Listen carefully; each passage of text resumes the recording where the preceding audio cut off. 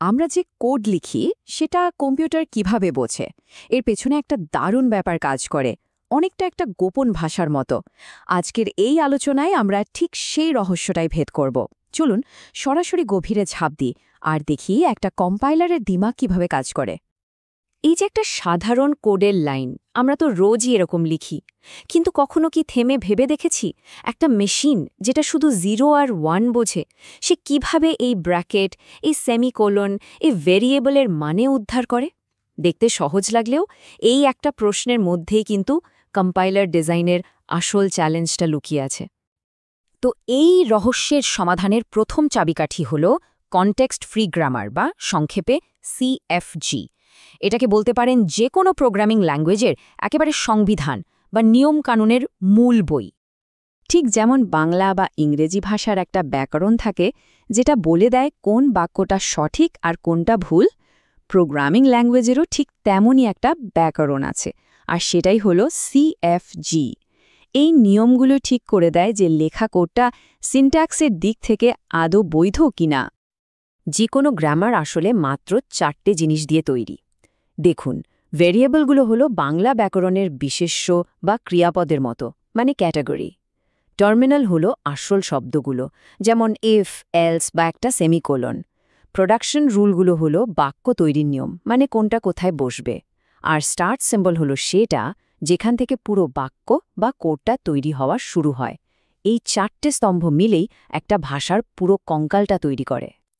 চলুন একটা ছোট্ট উদাহরণ দিয়ে দেখি এটা কিভাবে কাজ করে। ধরুন আমরা স্টার্ট সিম্বল S দিয়ে শুরু করলাম, এবার একটা নিয়ম কাজে লাগালাম, S কে পাল্টে লিখলাম ASB।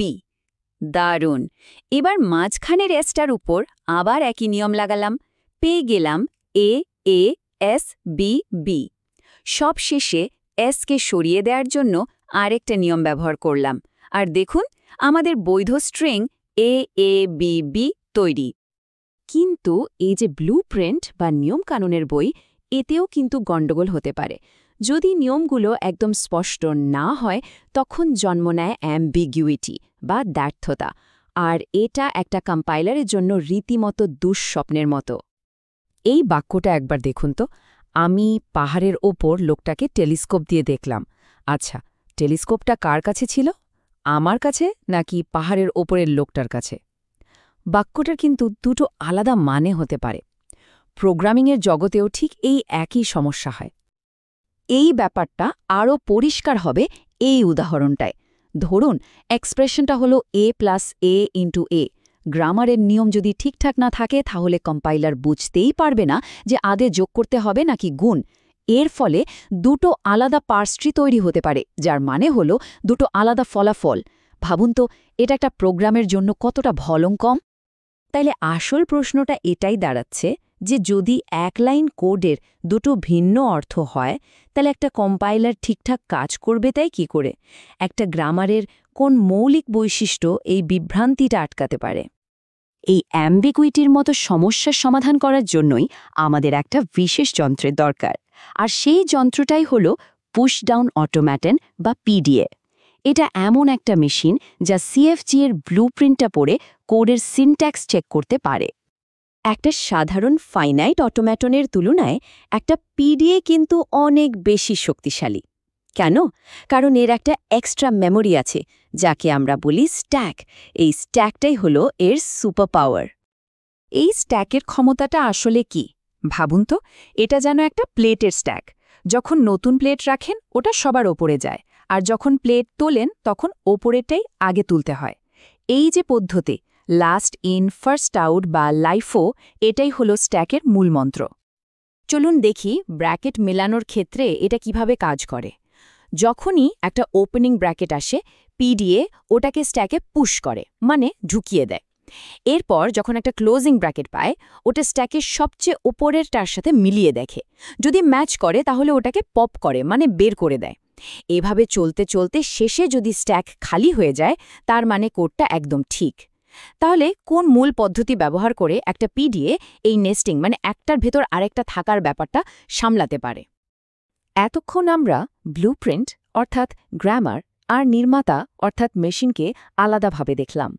এবার চলুন এদের মধ্যেকার যে একটা গভীর আর সুন্দর সম্পর্ক আছে সেটা আবিষ্কার করি। এখানে সবচেয়ে গুরুত্বপূর্ণ আর মনে রাখার মতো বিষয় হল যে কোনো ভাষা যা একটা সিএফজি দিয়ে বর্ণনা করা সম্ভব তাকে একটা পিডিএ দিয়ে চেনা বা অ্যাকসেপ্ট করাও সম্ভব। আর এর উল্টোটাও সত্যি, মানে এরা আসলে একই মুদ্রার এপিটোপি। গ্রামারের নিয়মগুলো তো বেশ জটিল হতে পারে, তাই না? মেশিনদের কাজ সহজ করার জন্য আমরা এই গ্রামারগুলোকে একটা স্ট্যান্ডার্ড বা সরল ফরম্যাটে নিয়ে আসতে পারি। এরকমই একটা জনপ্রিয় ফরম্যাট হলো চমস্কি নর্মাল ফর্ম বা সিএনএফ। এত নিয়ম মনে রাখতে গিয়ে একটু কঠিন লাগছে? কোনো চিন্তা নেই। সিএনএফ মনে রাখার জন্য একটা ছোট্ট কিন্তু দারুণ কাজের মন্ত্র আছে। শুধু এই লাইনটা মাথায় গেঁথে নিন, সিএনএফ 2 ভ্যারিয়েবল 1 টার্মিনাল। ব্যাস! এর মানে হলো সিএনএফের সব নিয়ম হয় দুটো ভ্যারিয়েবলে, যেমন এ থেকে বিসি ভাঙে, অথবা স্রেফ একটা টার্মিনালে, যেমন এ থেকে এ শেষ হয়। কিন্তু এই সিএফজি আর পিডিএ মডেলেরও একটা সীমাবদ্ধতা আছে। এমন কিছু ল্যাঙ্গুয়েজ আছে যা এরা বুঝতে পারে না। পাম্পিং লেমা নামের একটা শক্তিশালী টুল আছে যা দিয়ে আমরা প্রমাণ করতে পারি যে কিছু নির্দিষ্ট ভাষা, যেমন A N B N C N, যেখানে এ বি আর সি এর সংখ্যার সমান হতেই হবে, সেগুলো কনটেক্সট ফ্রি নয়। তাহলে কোন টুলটা আমাদের প্রমাণ করতে সাহায্য করে যে একটি ভাষা কনটেক্সট ফ্রি নয়? আচ্ছা, এত সব জটিল তত্ত্বকথা তো হলো, কিন্তু আসল প্রশ্নটা হলো একজন সফটওয়্যার ইঞ্জিনিয়ার হিসেবে ভবিষ্যতের কেরিয়ারে এই জ্ঞানটা ঠিক কী কাজে লাগবে? চলুন পুরো আলোচনাটা একবার এক ঝলকে দেখে নিই। আমরা শিখলাম যে সিএফজি হলো প্রোগ্রামিং ল্যাঙ্গুয়েজের ব্লুপ্রিন্ট, অ্যাম্বিগুইটি হলো এর সবচেয়ে বড় শত্রু। পিডিএ হলো সেই ব্লুপ্রিন্ট চেনার যন্ত্র যার মূল শক্তি হলো স্ট্যাক। আর সিএফজি আর পিডিএ আসলে একে অপরের পরিপূরক, যদিও তাদেরও একটা সীমা আছে। দেখুন, এই থিওরিটা শুধু সেমেস্টারের পরীক্ষার জন্য নয়, এর গুরুত্ব অনেক গভীর। ভবিষ্যতে যখন কম্পাইলার বানানোর কথা উঠবে বা হয়তো কোনো নতুন প্রোগ্রামিং ল্যাঙ্গুয়েজ ডিজাইন করার সুযোগ আসবে, এমনকি আজকের দিনের যে আধুনিক এআই ল্যাঙ্গুয়েজ মডেলগুলো সেগুলো কিভাবে কাজ করে তা বোঝার জন্য এই ভিত্তিটা জানাটা কিন্তু একেবারে অপরিহার্য। এই জ্ঞানটা ক্যারিয়ারের প্রত্যেক ধাপে অন্যদের থেকে এগিয়ে রাখবে। শেষ করার আগে একটা প্রশ্ন সবার জন্য রেখে যাচ্ছি। যদি একটা সাধারণ স্ট্যাকের মতো মেমোরি দিয়ে প্রোগ্রামিং ল্যাঙ্গুয়েজের মতো এত জটিল জিনিস পার্স করা যায়, তাহলে ভাবুন তো আমাদের মানুষের ভাষাকে সত্যি সত্যি বোঝার জন্য ঠিক কী ধরনের আরও শক্তিশালী মেশিনের প্রয়োজন হবে।